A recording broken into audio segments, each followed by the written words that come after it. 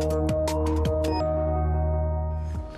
avec nous, comme tous les mois, Claire Planchard. Bonjour Claire. Bonjour. Merci d'être avec nous, rédactrice en chef au groupe Pebra, les journaux régionaux de l'Est de la France, Le Progrès, Le Bien Public, les dernières nouvelles d'Alsace et tant d'autres. Erwan Lestrouan, bonjour. Merci d'être avec nous, directeur conseil chez Odoxa. Et c'est le baromètre. Odoxa pour Public Sénat et la presse régionale. Aujourd'hui, ce mois-ci, sur les positions d'Emmanuel Macron dans la guerre en Ukraine. Comment doit-il considérer la Russie? Pourquoi a-t-il affirmé ne pas exclure l'envoi de troupes en Ukraine? On va voir quelles sont les réponses des Français dans quelques instants. Et Alex, la nouveauté de ce baromètre, elle concerne les européennes. Et oui, car il mesure ce mois-ci l'adhésion des Français aux candidats tête de liste aux élections européennes. Et adhésion ne veut pas dire intention de vote. Vous verrez, c'est très intéressant. Et c'est à suivre dans quelques instants. D'abord, on regarde l'actualité dans nos régions.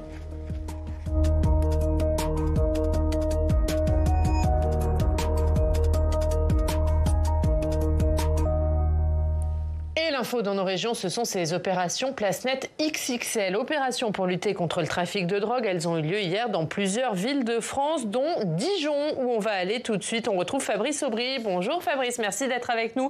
Bonjour, journaliste à Cassis FM. Dijon, où un gros dispositif a donc été déployé hier. Fabrice, une opération qui s'est déroulée dans un contexte très tendu ces derniers jours. Ouais, absolument très tendu, puisque le trafic de drogue prospère ici à Dijon de plus en plus et les règlements de compte se succèdent. Le dernier en date, c'était dimanche soir dans le quartier de la Fontaine-Douche. Un homme a été blessé. Dimanche soir, c'était la 4e fusillade qui s'est produite dans l'agglomération dijonnaise en moins de 10 jours. Il y a plusieurs quartiers qui sont concernés ici à Dijon, les Grésilles, la Fontaine-Douche, mais également le Mail à Chenauve, banlieue sud de Dijon, le quartier du Belvédère à Talent, banlieue ouest. Donc gros dispositif pour lutter contre ce trafic qui prospère. Gros dispositif lancé hier à Dijon comme dans d'autres villes de France. Ça a été présenté hier au commissariat de la place Suquet.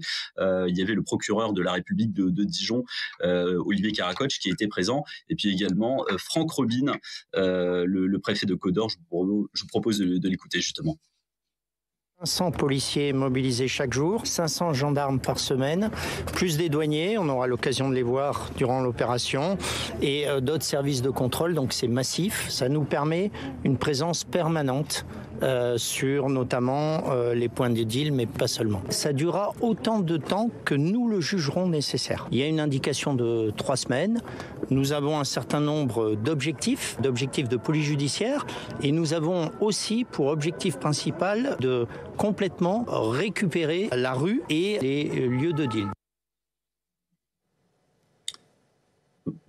Voilà, Franck Robin, préfet de Côte-d'Or et de Bourgogne-Franche-Comté. Ça fait 1 an et demi qu'il est à son poste et depuis qu'il est arrivé ici dans la région, il a fait du trafic de drogue l'un de ses objectifs prioritaires. Il a donc présenté ce dispositif hier, vous l'avez entendu. Cette opération Place Nette ici à Dijon qui devrait durer au moins 3 semaines. Les forces de l'ordre resteront ici autant de temps qu'il le faudra, vous l'avez entendu, c'est ce qu'il a dit. Notez que les responsables politiques locaux se sont exprimés hier après le début de cette opération, notamment François Rebsamen, le maire de Dijon, qui s'est exprimé en marge du conseil municipal. François Rebsamen qui soutient évidemment cette opération. La drogue, ça pourrit tout dans les quartiers. Voilà ce que a notamment dit hier François Rebsamen. Merci beaucoup Fabrice Aubry d'avoir été avec nous, journaliste à Cassis FM. Merci beaucoup Claire Planchard. Un mot de Dijon, c'est dans votre zone de couverture avec le bien public. On le voit avec ces opérations Place Nette XXL, il y a une volonté de Gérald Darmanin d'afficher sa fermeté dans la lutte contre la drogue. Tout à fait. Effectivement, nos collègues du bien public ont également suivi cette opération et on voit bien dans la communication qui est faite sur les réseaux sociaux, à la télévision par Gérald Darmanin et puis tous les acteurs du maintien de l'ordre, cette volonté de montrer qu'on ne va pas laisser les rues et les quartiers aux voyous, qu'on est aux côtés de la population. C'est vraiment une volonté de dire on est là pour vous avec des objectifs chiffrés. Il a donné un objectif de 850 personnes arrêtées. On a un décompte quotidien, les saisies. Donc effectivement, il y a une grosse opération de communication. Après, évidemment, dans le contexte actuelle, c'est évidemment décrié. Les oppositions questionnent la méthode, puisqu'on a bien vu qu'en comparution immédiate, c'était des pions, des petites mains qui étaient là. Très rapidement, des points de deal ont rouvert. Et puis l'utilisation des réseaux sociaux, de Telegram notamment, qui dématérialise en fait ces transactions, rend cette chasse extrêmement difficile. Donc il y a effectivement une bataille de communication du gouvernement, montrer qu'ils occupent le terrain. Et puis après, à l'épreuve des faits, il faudra voir si effectivement les réseaux sont durablement éradiqués. Erwan, est-ce que ces opérations Place Net XXL, elles répondent aux attentes des Français? Oui, tout à fait sur leur contenu. La sécurité, c'est dans le top 3 des priorités des Français qui ont de fortes attentes sur la lutte contre la délinquance, sur la lutte contre le trafic de drogue. Ils ont très majoritairement l'impression que la situation se dégrade fortement en France sur ces sujets-là, que l'État n'en fait pas assez. Donc forcément, ça va répondre aux attentes des Français. Mais les Français, ce à quoi ils vont être attentifs aussi, c'est l'efficacité, et ce que disait Claire Planchard, la durabilité de ces investigations.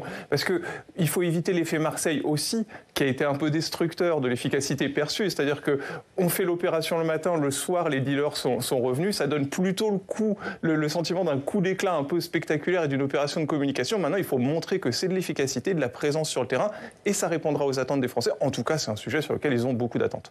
Allez, c'est l'heure de découvrir notre baromètre mensuel au Doxa pour Public Sénat et la presse régionale. Comme tous les mois, on commence avec la cote de popularité de l'exécutif, Alex. Oui, avec une légère chute de popularité pour Emmanuel Macron. 31% des Français estiment ce mois-ci que c'est un bon président de la République, contre 32% le mois dernier. Le Premier ministre Gabriel Attal poursuit également une petite baisse dans les sondages. 42% des Français estiment que c'est un bon Premier ministre. C'est un point de moins que le mois dernier.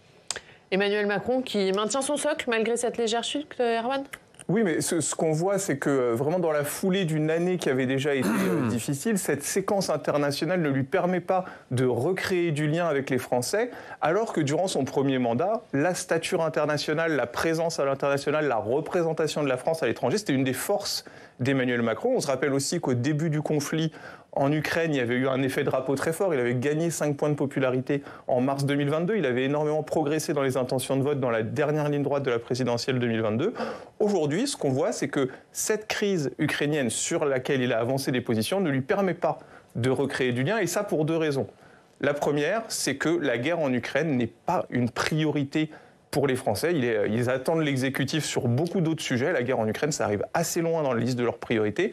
Et la deuxième, c'est que la position qu'il a prise est contraire aux attentes des Français, qui sont 7 sur 10 à se dire opposés à une intervention au sol en Ukraine. Donc c'est une séquence relativement perdante pour le chef de l'État sur la scène internationale, qui était un de ses atouts et qui lui permettait de faire un pas de côté par rapport à la situation nationale délicate. Ouais, et on va parler tout de suite des positions des Français concernant Emmanuel Macron sur cette guerre en Ukraine, puisque c'est le thème de ce mois-ci. Mais un mot sur cette cote de popularité de l'exécutif. Avec vous, Claire, on voit ce mois-ci Emmanuel Macron, Gabriel Attal se maintiennent. Oui, globalement, c'est vrai qu'on a eu plusieurs étapes au sein de cette séquence. Enfin, ça a été le lancement de la campagne officielle du parti majoritaire, enfin présidentielle aux européennes, on va le voir. Il y a eu cette séquence, effectivement, ce recentrage un peu de la communication sur l'Ukraine. En termes de, voilà, il y a eu ce raffut au Sénat sur le CETA. Mais c'est vrai qu'on voit que finalement, la déstabilisation n'est pas si grande. Erwan, ça reste assez fin. Mais effectivement, il n'y a pas eu ce regain. C'était une nouvelle stratégie, on le verra, qui avait une dimension à l'extérieur par rapport aux alliés sur comment on agit face à l'Ukraine, et puis à l'intérieur, et ça a été très perçu par les Français dans une logique de lutte contre le Rassemblement national. Ça n'a pas porté ses fruits dans les 2 cas. Justement, on va s'intéresser, puisque je le disais, c'est le thème de ce mois-ci. Les positions d'Emmanuel Macron dans la guerre en Ukraine, qu'en est-il, Alex? Eh bien, 53% des Français, selon ce baromètre, estiment que la Russie est un mal nécessaire avec lequel il faut composer. 33% souhaitent que le président de la République considère la Russie comme un adversaire à combattre. Et ils étaient 37% en février dernier, donc il y a une petite baisse sur cette opinion. Et 13% des Français veulent qu'Emmanuel Macron considère la Russie comme un allié. C'est 2 points de plus que le mois dernier. Et puis, que pensent les Français des propos récents d'Emmanuel Macron qui n'exclut pas l'envoi de troupes au sol en Ukraine? Eh bien, 50% des personnes interrogées pensent que le président a tenu ses propos car il veut focaliser l'attention sur ce sujet de la guerre en Ukraine. Et 46% des Français estiment que c'est selon lui, dans la stratégie d'Emmanuel Macron de s'opposer fermement à Vladimir Poutine, car on serait plus efficace dans ce conflit, dans l'intérêt de l'Ukraine et est dans l'intérêt de la France. Erwan, est-ce que les Français pensent qu'il y a un peu de politique derrière la position d'Emmanuel Macron sur cette guerre en Ukraine ? Oui, c'est ce qui vient d'être dit et qui est intéressant. C'est 50% des Français, un Français sur deux quand même, qui soupçonnent le chef de l'État d'instrumentaliser le conflit ukrainien pour faire remonter sa popularité. C'est dire le regard critique que nourrissent les oppositions. C'est un sentiment qui est même plus élevé encore chez les sympathisants de la gauche, chez les sympathisants du RN. Donc ça montre qu'il y a ce soupçon important. Ça dit beaucoup du lien entre Emmanuel Macron et les Français. Sur cette question de la Russie est-elle un allié, un adversaire à combattre, un mal avec lequel il faut composer, la répartition est rigoureusement la même qu'en mars 2022. Seule une minorité de Français considèrent que la Russie est un adversaire à combattre. C'est une situation différente de ce qu'on a pu observer par le passé. Quand la France est intervenue au Mali, en Centrafrique, il y a une dizaine d'années, les Français étaient 2/3 à être favorables à une intervention au sol. Quand ils sont intervenus en Syrie en 2015 contre l'État islamique, les Français étaient aussi très majoritairement favorables à une intervention au sol. Là, ce qu'on voit, c'est que depuis 2 ans, ça n'a pas bougé. La Russie n'est pas un adversaire à combattre militairement pour la majorité de Français. Malgré l'évolution de la position d'Emmanuel Macron, parce que la position d'Emmanuel Macron vis-à-vis de la Russie, c'est pas la même il y a 2 ans qu'elle n'est aujourd'hui. Ça veut dire que ça n'a aucun impact sur la manière dont les Français voient les choses. Ça n'a pas bougé, il y a une crainte importante des Français. Le conflit en Ukraine inquiète beaucoup les Français, mais il y a aussi une inquiétude très forte liée à Vladimir Poutine, à la puissance de la Russie, au coût économique qu'aurait une guerre. Les Français ne se voient pas s'engager là-dedans, ce n'est pas un conflit dans lequel ils souhaitent voir la France intervenir. À la différence d'autres conflits passés. Ça veut dire que le discours d'Emmanuel Macron, Claire, qui présente la Russie comme une menace, certes pour l'Ukraine, mais également pour la France, il ne prend pas vraiment chez les Français ? Non, il est assez inaudible. Et c'est vrai qu'on voit aussi une baisse de la part des Français qui sont même favorables à une aide financière dans les sondages par rapport à l'année dernière. En fait, Emmanuel Macron a voulu dramatiser, alors je ne pense pas qu'il y ait seulement une intention politicienne, mais un peu dramatiser le contexte géopolitique en expliquant, c'est notamment son discours sur l'économie de guerre qu'on entend depuis notamment sa grande conférence de presse où il essaie de dire que ça va avoir des implications sur notre économie, sur votre vie quotidienne, parce qu'à un moment donné, il va falloir faire des choix et notre sécurité est aussi en jeu. Et malgré tout, on voit bien que ça n'imprime pas et que c'est peut-être la volonté aussi qu'a eu le gouvernement de poser ce sujet pour forcer ses adversaires, notamment LFI et le RN, à clarifier les positions par rapport à la Russie. On l'a vu après la signature de l'accord de sécurité bilatéral avec l'Ukraine, le fait de poser au débat à l'Assemblée nationale avec cette intention que chacun démarque, ces mots forts de Gabriel Attal disant qu'il y avait des représentants du Kremlin, que le RN représentait la Russie. Enfin, cette tentative un peu de forcer le Rassemblement national à avouer un peu ses accointances avec Moscou a échoué. Et on voit bien que dans l'opinion publique, ça n'a pas non plus imprimé et qu'aujourd'hui, effectivement, de façon moi je trouve assez surprenante cette part de Français qui trouvent qu'effectivement Moscou finalement n'est pas une telle menace et surtout après l'attentat, parce que voilà, on voit comment il y a un mensonge d'État, une propagande, que cet État russe est quand même à des méthodes inquiétantes. Malgré tout, l'opinion des Français, peut-être que c'est un sentiment d'insécurité, une envie de préserver ou de déni, je ne sais pas, mais en tout cas, c'est assez fort, je trouve, moi, ce point de vue. Erwan, ça veut dire qu'effectivement, le moment de vérité, puisque c'est ce que voulait Emmanuel Macron en provoquant ce débat au Parlement, ça n'a pas eu d'effet sur les Français ? Non, il y a une distance vis-à-vis du conflit. Alors, il y a quand même uniquement un Français sur 10 qui considère que la Russie doit être considérée comme un allié. Donc, dans 9 cas sur 10, les Français considèrent qu'on ne doit pas être allié avec la Russie, et ça c'est très clair et ça ne bouge pas. En revanche, l'intervention au sol, au-delà de la solidarité, de l'aide logistique que peut apporter la France, les Français n'y sont pas favorables. Il y a une distance physique à l'égard du conflit, il y a une crainte à l'égard de la Russie, il y a des coûts économiques possibles dans un pays qui est endetté. Tout ça fait que les Français ne souhaitent pas une intervention. C'est assez clair dans l'opinion, mais c'est vrai que ça ne prend pas et qu'on reste englué autour de 30-35% de gens qui seraient favorables à une intervention au sol, ce qui est relativement limité et par rapport à ce qu'on a pu mesurer sur d'autres théâtres de guerre. Ouais, et Erwan, effectivement, parlait de l'aide militaire. Est-ce qu'avec ce qui se passe au niveau des finances publiques et ce déficit qui est beaucoup plus élevé que prévu, est-ce qu'il y a un risque chez les Français d'être moins favorables à une aide à l'Ukraine ? Je crois que c'est le cas. Il y a eu plusieurs sondages sur ce point. Et c'est vrai qu'on a vu après les déclarations donc, du 26 février où Emmanuel Macron déclare ne rien exclure, ensuite on a eu toute une séquence d'explications de texte où en fait que ce soit son déplacement en Allemagne auprès de son homologue allemand pour essayer de montrer qu'il n'y avait pas de différence entre les alliés, il a essayé d'expliquer que bien sûr que ça n'allait pas être vos enfants qui allaient combattre, que c'était l'idée d'avoir une coalition, que l'Europe devait être solidaire, que c'était au niveau européen qu'on allait réussir, mais qu'on allait réussir notamment, comme vous disiez, à donner des armes pour réussir à combattre la Russie.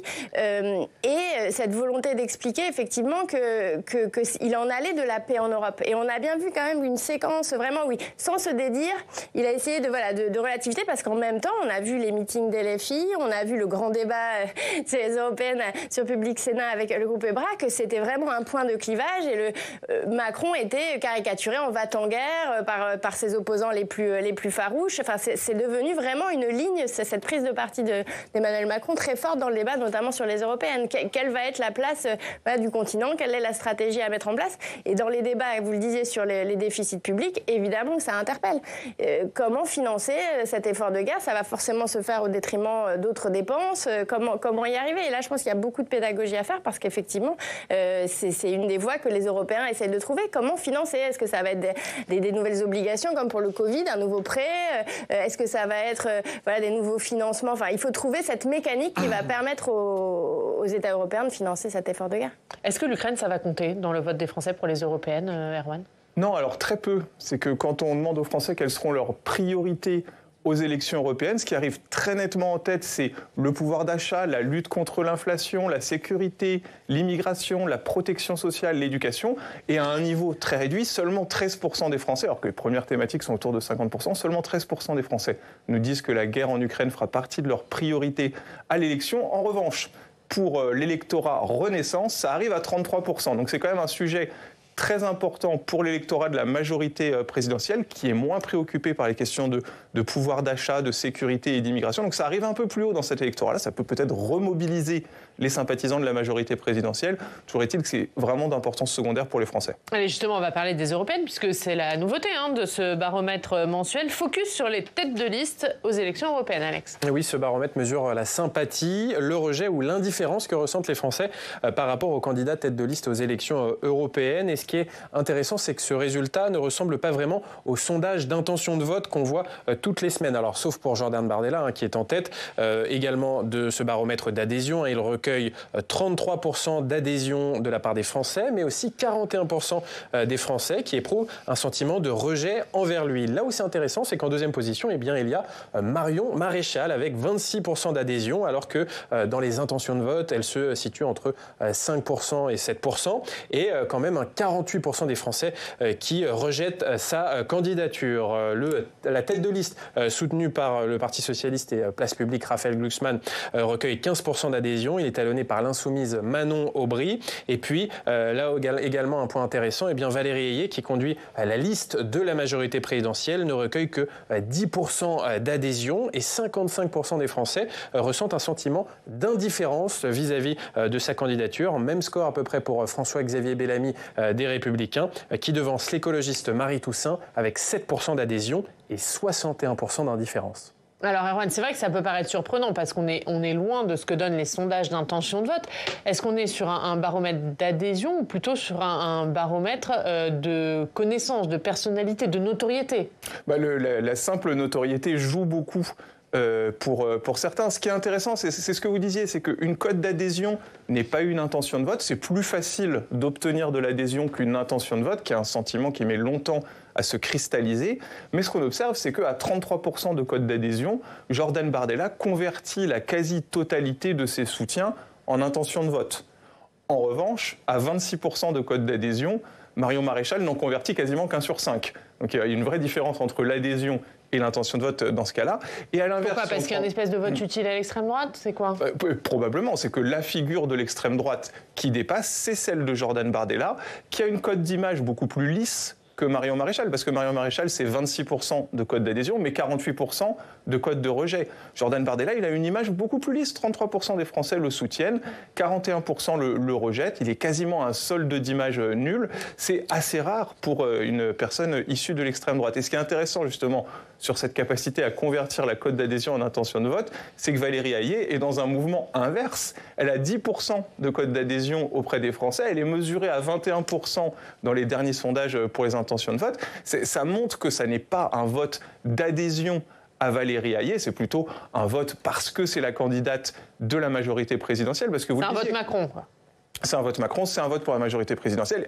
Il reste encore pour elle à créer du lien et une affinité avec l'électorat de la majorité présidentielle qui, pour l'instant, vote surtout pour l'étiquette Renaissance. Vous disiez que 55% des Français ne se prononçaient pas sur Valérie Hayé. C'est vrai qu'elle est encore méconnue.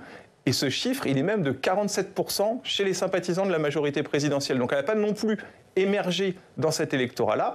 Nathalie Loiseau était la candidate, pas forcément très connue en 2019.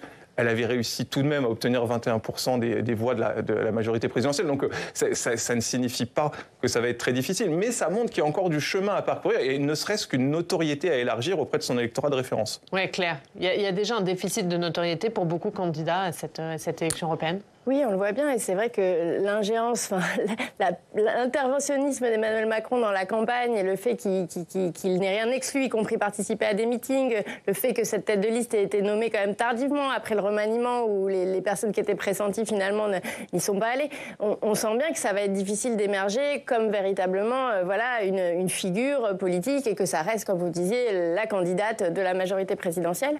C'est vrai que ce qui est étonnant, c'est Marie Toussaint qui était déjà élue il y a 5 ans, qui est voilà une eurodéputée, qui est un parti qui avait plutôt bien fonctionné aux dernières européennes. Effectivement, c'est plus surprenant. Après, Raphaël Glucksmann, effectivement, je pense qu'il y a une dynamique de son côté et que vous parliez de vote utile. C'est vrai que de plus en plus, notamment par rapport à ses anciens alliés écologistes ou au sein de la NUPES ou LFI, peut éventuellement émerger davantage et venir avoir davantage de votes que de cotes d'adhésion. C'est en tout cas son objectif. Il vise même de passer devant le parti présidentiel, d'être second derrière Bardella. C'est une grande ambition, mais il explique que l'écart de la deuxième place est finalement tenable et atteignable. Donc effectivement, il y a plein de dynamiques qui vont se passer. Et Marion Maréchal, elle l'a avoué elle-même, son vote pour Reconquête est complémentaire de celui de Rennes. C'était quand même une déclaration assez assumée. Ils sont dans le même camp politique. Et donc, éventuellement, il y a cette notoriété de son passé familial, son passé de député qui fait qu'elle est très connue. Mais effectivement, son parti est minoritaire dans ce vote utile à l'extrême droite. On va reparler de Raphaël Glucksmann et de la gauche, puisque comme tous les mois, on va regarder maintenant le palmarès d'adhésion, les personnalités politiques des Français. Le podium est inchangé, Alex. Et oui, Édouard Philippe reste la personnalité politique préférée des Français, avec 43% d'opinion favorable, une popularité qui reste stable. Il devance Marine Le Pen, 36% de bonnes opinions. Elle progresse de 2 points par rapport au mois dernier. Et en 3e position, le patron du Rassemblement national, Jordan Bardella, qui lui reste dans la stabilité avec 33% de personnes qui le soutiennent ou éprouvent de la sympathie pour lui. Derrière, avec 26%, il y a plusieurs personnalités politiques, et notamment Bruno Le Maire, le ministre de l'économie et des finances, qui ne perd qu'un point de popularité par rapport au mois dernier. Ça aurait pu être plus, étant donné les mauvaises nouvelles qu'il a dû annoncer et les dizaines de milliards de coupes budgétaires qu'il a annoncé d'ici à 2025. Également avec 26% d'adhésion, on retrouve Marion Maréchal et Gérald Darmanin, le ministre de l'Intérieur. Et on le voit, Erwan, Édouard Philippe, toujours indétrônable. Et Bruno Le Maire, finalement, il est peu impacté par les mauvaises nouvelles sur le front économique. Voilà, l'annonce de milliards d'économies de la dépense publique, finalement, l'impacte peu. Alors, peut-être que les personnes qui avaient une opinion négative de Bruno Le Maire, de toute façon, n'ont pas changé d'avis. Mais en tout cas, ça n'érode pas, et même avec la perspective de hausse d'impôts, ça n'érode pas le capital de soutien de Bruno Le Maire. Ce qu'il faut quand même noter, c'est que Bruno Le Maire, dans notre top 5, c'est la première personnalité qui exerce des responsabilités nationales. Édouard Philippe, 43% de cote d'adhésion, mais c'est une personne qui est en retrait depuis 4 ans maintenant de la vie politique nationale. Ça montre qu'il y a quand même une énorme érosion du soutien à l'exécutif. Gérald Darmanin est à 26% aussi de cote d'adhésion. On est vraiment sur des niveaux bas, avec des personnalités qui prospèrent devant baromètre après baromètre. Donc Édouard Philippe, aux côtés de Marine Le Pen, qui a profondément recentré son image jusqu'à se situer en deuxième position des personnalités préférées des Français. Jordan Bardella, qui est sur une structure d'image très proche, et Marion Maréchal également. Mais ça montre vraiment ce retrait des personnalités politiques aux responsabilités. Il n'y en a pas une qui dépasse la barre des 30%. Ouais, ça peut quand même paraître surprenant, Claire, cette 4e place de Bruno Le Maire, alors que c'est un peu monsieur mauvaise nouvelle en ce moment. Oui, tout à fait. C'est vrai que sa grande interview fleuve au JDD pour la parution de son 7e livre, je crois depuis qu'il est à Bercy, avait un peu... Il s'est vraiment lancé tout en le démentant dans une sorte de campagne où il dénonce l'État-providence, se fait le défenseur d'un État protecteur, demande des mesures vraiment très très très fortes et très impopulaires, populaires en tout cas, qui va toucher au portefeuille beaucoup de Français, puisque c'est vraiment une rigueur budgétaire, une atteinte à de nombreuses aides sociales. Et malgré tout, effectivement, il n'est pas impacté. Alors après, il peine quand même à émerger comme présidentiable. Il a encore un petit peu de mal. Après, je me disais, Gabriel Attal n'est pas dans ce, mais il est en responsabilité. Il est testé en popularité. Voilà, c'est ça. Mais il est quand même, il émerge en tout cas. Si on veut un peu faire c'est la figure du gouvernement qui a une relation. Exactement, parce qu'effectivement, on a tendance quand même à lire ça un peu comme des prétendants à la présidentielle, puisque Édouard Philippe le cache pas. En 2027, et effectivement, Bruno Le Maire, lui s'oppose à des hausses d'impôts, estime que c'est un dogme qui ne doit pas être mis en cause. On voit que là, il y a toute une séquence qui va se jouer aujourd'hui avec les annonces officielles des chiffres du déficit. Mais effectivement, il garde cette image plutôt positive auprès des Français. On va s'intéresser à la situation à gauche. Dans les 7 premiers, il n'y a pas une personnalité de gauche. Et on va regarder où elles sont situées, les personnalités de gauche. On a préparé une petite infographie. On voit que Raphaël Glucksmann perd 3 points. Jean-Luc Mélenchon gagne 3 points. Est-ce que c'est pas un peu paradoxal, alors qu'on avait l'impression que Raphaël Glucksmann était en dynamique pour les européennes et que Jean-Luc Mélenchon, depuis ses prises de position de 7 octobre, était plutôt sur la pente descendante? Alors il y avait une tension autour de la figure de Jean-Luc Mélenchon à gauche depuis le drame de 7 octobre en Israël. Aujourd'hui, ce qu'on voit, c'est qu'un peu de temps s'est écoulé, une espèce de correction de la cote d'adhésion de Jean-Luc Mélenchon, qui est quand même la figure de référence à gauche. Il a eu une position plutôt défavorable à l'intervention en Ukraine, qui peut aussi lui être créditée à gauche. Il n'a pas la posture va-t-en-guerre qu'évoquait Claire Planchard. Par contre, ce qu'il faut noter, c'est que ça reste toujours profondément déséquilibré pour Jean-Luc Mélenchon. Il est plutôt à gauche, mais 88% de cote d'adhésion auprès des sympathisants LFI, mais on est uniquement autour de 20% chez les sympathisants PS et chez les sympathisants Europe Écologie Les Verts. Donc cette question du centre de gravité de la NUPES, est-ce qu'il est toujours à la France Insoumise, est-ce qu'il est toujours Jean-Luc Mélenchon? Le débat peut s'épaissir sur ce sujet. Mais donc il est plus porté que par la France Insoumise et plus par l'ensemble de la NUP, c'est ça que vous nous dites, Jean-Luc Mélenchon? Aujourd'hui, bien absolument. Et alors que c'était des électorats qui avaient choisi de voter pour lui en 2022, Raphaël Glucksmann, lui, il bénéficie d'un effet vote utile, vase communicant, c'est le réceptacle du vote de gauche pour les sympathisants Europe Écologie Les Verts qui s'étaient massivement tournés vers Yannick Jadot en 2019, pour les sympathisants de la gauche qui s'étaient tournés vers Jean-Luc Mélenchon à l'élection présidentielle de 2022, c'est le réceptacle de ces votes-là.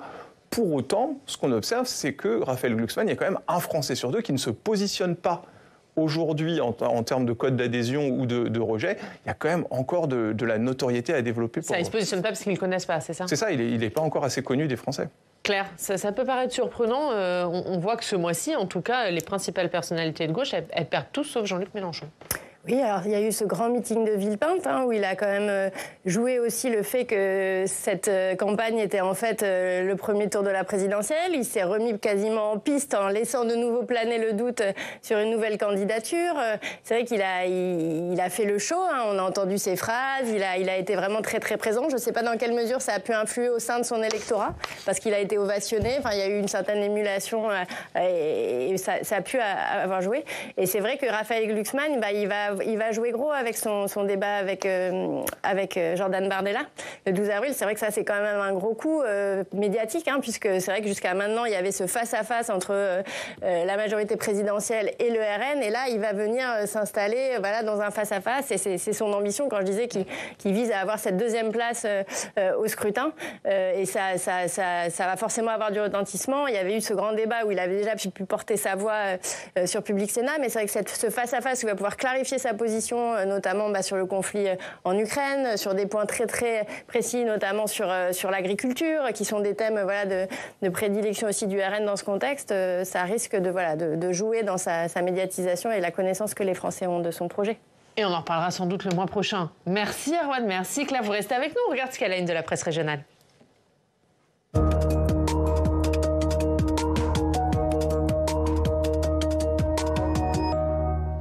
Et Alex, après l'attentat de Moscou, la France est en état d'alerte maximale et c'est à la une de plusieurs quotidiens régionaux ce matin. Et oui, un attentat de Moscou qui a été perpétré par la branche de l'État islamique en Asie centrale. Et cette organisation a mené par le passé plusieurs tentatives d'attentats en France, a expliqué hier le président de la République Emmanuel Macron. Le plan Vigipirate a donc été élevé à son niveau maximal. Urgence attentat, cela signifie que 4000 militaires supplémentaires sont placés en état d'alerte, qui s'ajoutent aux 3000 militaires déjà déployés dans le cadre de l'opération Sentinelle. Une surveillance policière a également été mise en place devant certains collèges et lycées qui ont fait ces derniers jours l'objet de menaces terroristes via le piratage de l'espace numérique de travail utilisé par les élèves et les professeurs. C'est à la une du journal L'Alsace et du Courrier Picard. Le gouvernement prépare un nouveau durcissement des conditions d'assurance chômage. Et oui, c'est la une choisie par la Dépêche du Midi. Gabriel Attal cherche des pistes pour faire des économies. Il envisage une réduction de la durée d'indemnisation des chômeurs et un durcissement des conditions d'éligibilité à l'assurance chômage.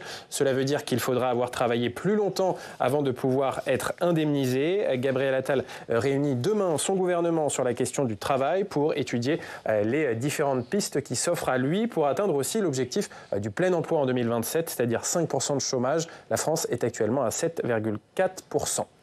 Le journal La Provence reparaît ce matin après 3 jours de grève dans la rédaction. Oui, 3 jours de grève après la mise à pied du directeur de la rédaction à la suite de la une de La Provence sur la visite d'Emmanuel Macron la semaine dernière à Marseille. Une une qui n'avait pas plu au propriétaire du journal, le milliardaire Rodolphe Saadé. En tout cas, le directeur de la rédaction de La Provence a été réintégré et le journal reparaît aujourd'hui avec une une consacrée aux cellules souches et à la médecine du futur. Une médecine régénérative qui vise à réparer des organes via des cellules souches et elle suscite de plus en plus d'espoir ces dernières années. Un exemple, l'injection de plasma sanguin riche en plaquettes est en train de devenir une alternative à la prothèse du genou pour soigner l'arthrose. On finit par un mystère, c'est à la une du Midi Libre. Et oui, le mystère des poubelles disparues à Montpellier. Dans une commune périphérique de Montpellier, par exemple, à Castelnau-le-Lay, en 2023, il y a eu 150 plaintes pour vol de poubelles. Et ce ne sont que les plaintes, car certains habitants ne portent pas plainte. Alors ce phénomène, il touche toute l'agglomération de Montpellier. Les policiers n'ont pas encore trouvé les auteurs de ces vols de poubelles. Le mystère reste entier, mais des habitants dont la poubelle avait disparu ont regardé leurs images de vidéosurveillance et ils se sont rendus compte que ce sont les éboueurs qui ont jeté les poubelles en entier dans le camion benne avant qu'elles soient broyées par le camion. Et donc ce genre de geste serait l'une des explications de ce mystère des poubelles disparues. Voilà, mystère presque résolu. Merci Alex, merci beaucoup. Claire, à la une des journaux du groupe EBRA, il y a beaucoup de cette menace terroriste. On a choisi le Républicain Lorrain, alerte attentat, la déferlante. Tout à fait, tout à fait. Comme en Ile-de-France la semaine dernière, il y a beaucoup de lycées qui ont été l'objet de piratage et d'attaques, de menaces d'attaque, excusez-moi. Dans les journaux du groupe EBRA. Merci beaucoup Claire Planchard, merci d'avoir été avec nous. Merci Erwan, au mois prochain évidemment pour un nouveau baromètre. Merci Alex, merci à tous de nous avoir suivis. Prochain rendez-vous 18h Thomas Hugues et nous on se retrouve demain. Très bonne journée.